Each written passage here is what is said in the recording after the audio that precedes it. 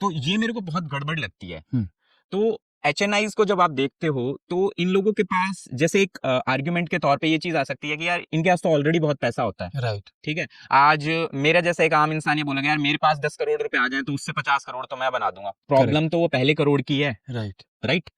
तो सर सबसे पहले आप मेरे को ये बताइए, मान लीजिए कोई एक कपल है, कोई एक इंसान है जो एकदम स्क्रैच से स्टार्ट कर रहा है, यंग, वो अपना first crore step by step कैसे कमा सकता है? वो फर्स्ट करोड़ से फिर 10 करोड़ तक कैसे जाएगा और वो 10 करोड़ फिर 100 करोड़ में कैसे टर्न होते हैं? इसमें जो चीजें मैं आपसे समझना चाहूंगा वो ये है कि इसकी एक प्रैक्टिकल टाइमलाइन कितनी माइंड में होनी चाहिए, क्योंकि लोगों को ये लगता है ऑप्शन ट्रेडिंग करा के 1 साल में तो मैं बन जाऊंगा। राइट।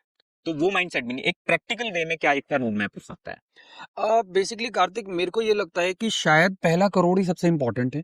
उसके बाद किसी ने अगर 1 CR अचीव कर लिया, और सबसे डिफिकल्ट भी आई थिंक वही है। वो डिफिकल्ट नहीं है, थोड़ा सा टाइम कंज्यूमिंग है जिसमें आपको इरिटेशन हो सकती है। ओके। हाँ, तो मुझे लगता है कि वो डिफिकल्ट तो नहीं है, थोड़ा सा टाइम कंज्यूमिंग है।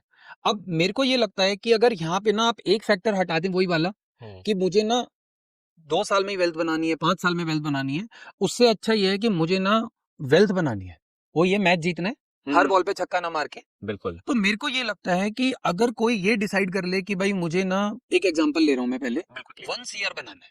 ओके। कई बार होता है वर्कशॉप्स में हम लोग ना सवाल पूछते हैं कितने पैसे बनाने हैं, ये सवाल आंसर पता है क्या आता है? पैसे तो जी जितने मर्जी आ जाए। इसका मतलब है लालच की कोई, लालच क्या है जिसकी कोई सीमा नहीं है। तो if there is a limit, आपने ये डिसाइड कर लिया मुझे 1 CR बनाना है, तो एक तो आपका पहला टारगेट तो अचीव हो गया कि भाई आपके पास कुछ ना डिफाइंड है, टारगेट है। अब उसको अचीव करने के लिए आपने मेरे को पूछा भाई क्या करना पड़ेगा। यहाँ पर ना ये थोड़ा सा सब्जेक्टिव आंसर मैं देना चाहूंगा कि वो ना पैसा कितना लगा रहा है।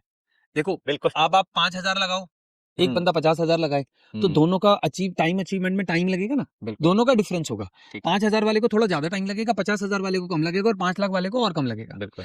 तो ये डिफरेंस है। यहाँ पर जितना आप थोड़ा ज्यादा पैसा लगाएंगे तो आप अपनी प्रोबेबिलिटी इंक्रीज कर लेते हैं अपने टारगेट तक जल्दी पहुंचने के लिए।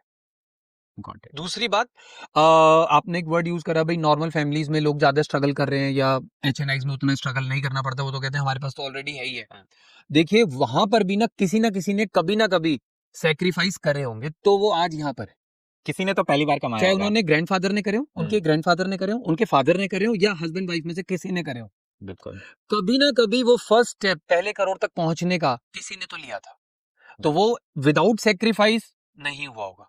बिल्कुल। नॉर्मल केस में बाई चांस कोई गॉड गिफ्ट हो जाए तो मुझे नहीं पता। हाँ जी। नॉर्मल केस की अगर मैं बात करूं तो वहां पर कहीं ना कहीं किसी ने स्ट्रगल करा होगा, और वो वाला जो एक फेज है ना वो पार जरूर करा होगा किसी ने। तो बिल्कुल। अगर कोई उस लेवल तक आना चाहता है जी। तो उसको वो फेज पार करना ही पड़ेगा, ये श्योर है। Got it.